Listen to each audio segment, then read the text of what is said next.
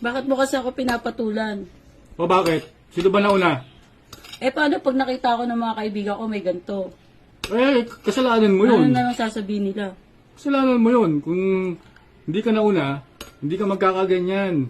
Yan, nararapat sa'yo. Oh, paano pag nakita din ng magulang ko? Ano sasabihin nila sa'yo?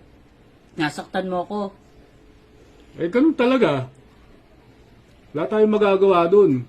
Tsaka ito, tatandaan mo ha. Ako ang lalaki dito. Ako ang masusunod sa pamamahay na to, ha? Sige na. Basta sa susunod, huwag mo na uulitin ha. Oh, kumain ka muna. Palakas ka. Sige na.